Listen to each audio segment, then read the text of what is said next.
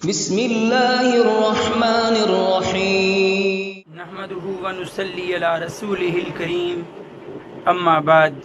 اعوذ باللہ من الشیطان الرجیم بسم اللہ الرحمن الرحیم۔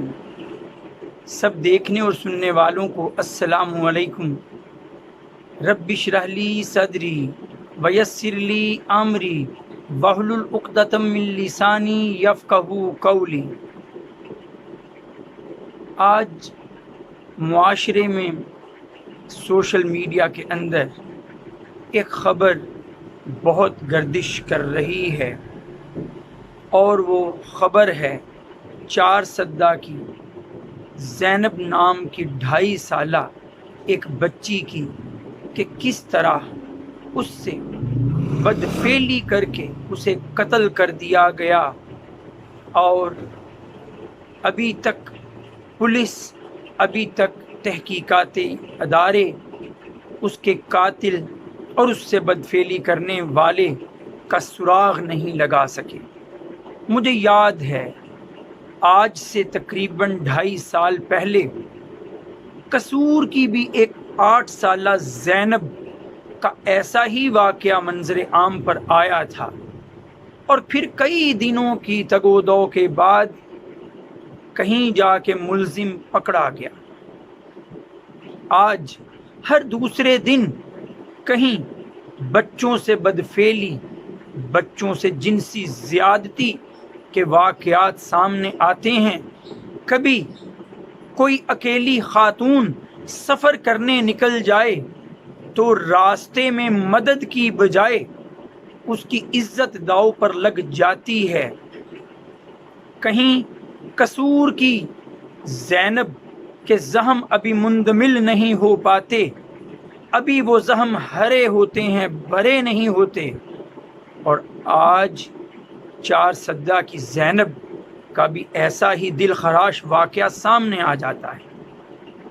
معاشرے میں انسانی حقوق کے علمبردار بڑے بلند و بانگ دعوے کرتے ہیں، معاشرے میں یہ کر لیا جائے، یہ قانون نافذ کر دیا جائے، یوں عورتوں کے حقوق کی بات کی جاتی ہے، یوں عورتوں کے حقوق کو بلند کرنے اور انہیں پورے طور پر ادا کرنے کی بات ہوتی ہے، کہیں عدل و انصاف کے تقاضوں کے پورا نہ ہونے کا ذکر ہوتا ہے، کہیں مردوں کی سرپرستی اور ان کی بالادستی کا ذکر چھیڑا جاتا ہے۔ میں کہتا ہوں یہ سب باتیں اپنی جگہ درست ہو سکتی ہیں، لیکن اصل چیز پر شاید ہم نظر کرنا بھول جاتے ہیں۔ یاد رکھ لیجئے، عمارت جن بنیادوں پر کھڑی ہو، اگر وہ بنیادیں کھوکھلی ہو جائیں تو کبھی اس پر کھڑی عمارت مضبوط نہیں ہو سکتی۔ پاکستان میں انسانی حقوق، مرد و عورت کے حقوق کی ضمانت ہم نے مانگی تھی اسلام کے نام پر۔ آج اسلام کہاں پہ ہے؟ آج اسلامی تقاضے کہاں پر ہیں؟ آج اسلامی تعلیمات کس کے دل میں موجود ہیں کہ ہم گلہ کرتے پھرتے ہیں کہ حقوق پورے نہیں ہوتے، اور جنسی درندے معاشرے میں عام پھر رہے ہیں جن سے بچیوں کی، عورتوں کی عزتیں محفوظ نہیں؟ کیوں ایسا ہے؟ اصل بات یہ کہ ہم وہ نظریہ، وہ بنیاد جس پر اسلام کی اور پاکستان کی بنیاد قائم تھی، ہم وہ سوچ ہی کھو بیٹھے ہیں۔ اسلام نے بے حیائی کے بارے میں جو تعلیمات رکھیں، کاش ان پر نظر ہوتی، کاش بچپن سے ہی اپنے بچوں کو، بچیوں کو ہم نے اسلامی خطوط پر تعلیم دی ہوتی، تو پھر ان کے ذہن پراگندہ نہ ہوتے، بکھرے نہ ہوتے، ایسے غلط راہوں کا انتخاب کرنے والے نہ ہوتے۔ اگر انہیں بتایا گیا ہوتا کہ سورہ بنی اسرائیل کی آیت نمبر 32 میں اللہ تعالیٰ نے فرمایا ہے وَلَا تَقْرَبُوا الزِّنَا، کہ زنا کے قریب بھی نہ جانا، اِنَّهُ، کہ بے شک یہ کان فاحشۃ، یہ بے حیائی ہے سراسر، وَسَاءَ سَبِیلًا، اور برا رستہ ہے۔ اگر انہیں بتایا گیا ہوتا کہ زنا کی سزا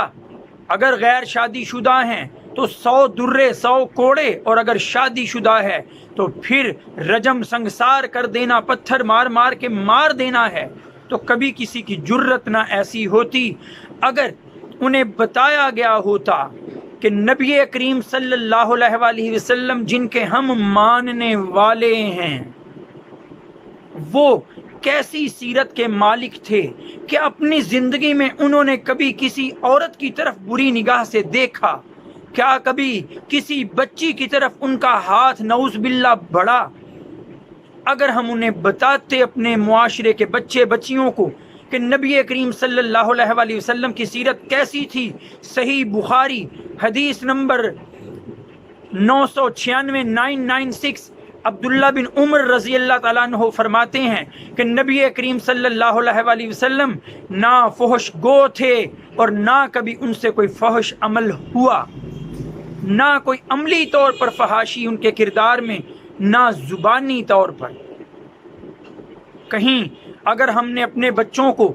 بتایا ہوتا کہ حیا ایمان کا حصہ ہے، حضرت ابو ہریرہ رضی اللہ تعالیٰ عنہ سے روایت جامع ترمذی میں 2097 نمبر حدیث کہ نبی کریم صلی اللہ علیہ وآلہ وسلم نے فرمایا حیا ایمان کا حصہ ہے، اور حیا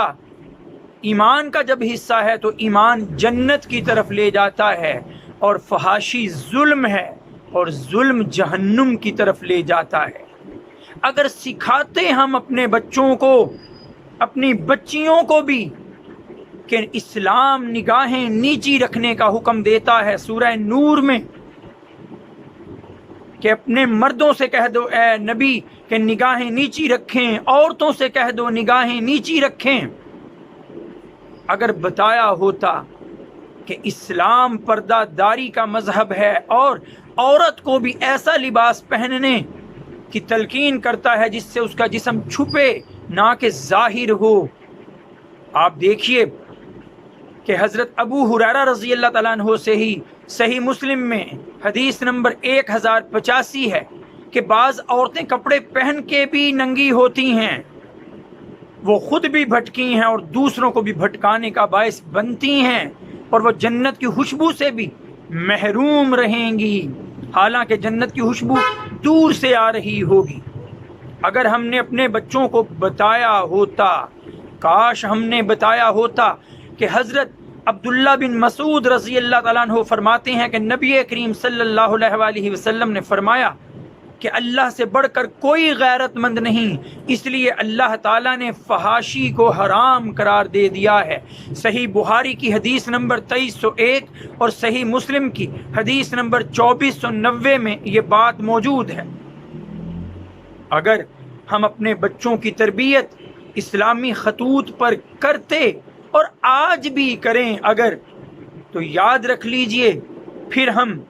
فحاشی سے دور ہو سکتے ہیں، پھر ہم محفوظ ہو سکتے ہیں، ہماری بچیاں بھی ہماری عورتیں بھی۔ لیکن کیا کروں، آج سوشل میڈیا ہو، آج ڈراماز ہوں، آج ویڈیو فلمز ہوں، یا آج مختلف نیٹ ورکس ہوں، ویب سائٹس ہوں جن پر فحاشی منہ کھولے اپنے مسکراتے چہروں کے ساتھ ہمیں دانت دکھانے کے لیے تیار ہیں، اور ہم اپنے بچوں کو خود ایسی سہولیات لے کے دیتے ہیں جو انہیں اس فحاشی کی طرف لے کر جائے اور اس کا در کھولے۔ یاد رکھ لیجئے سورہ نور آیت نمبر 19 میں اللہ فرماتے ہیں ان الذین یحبون ان تشیع الفاحشۃ فی الذین آمنوا، بے شک وہ لوگ جو ایمان والوں میں فحاشی پھیلانا چاہتے ہیں، کسی ذریعے سے، زبانی فحاشی، تحریری فحاشی یا تصویری فحاشی، کوئی فحاشی بھی پھیلانا چاہتے ہیں، وہ جان لیں لہم عذاب علیم فی الدنیا والآخرہ، ان کے لیے دنیا اور آخرت کا دردناک عذاب ہے۔ فیصلہ کر لیجیے اپنے بچوں کی تربیت اسلامی خطوط پر کر کے انہیں بے راہ روی سے بچانا ہے، یا انہیں آج کے جدید ٹیکنالوجی کے ذرائع مسلسل فراہم کر کے بے حیائی کی راہیں دکھانا ہے۔ وآخر دعوانا ان الحمد للہ رب العالمین۔ السلام علیکم۔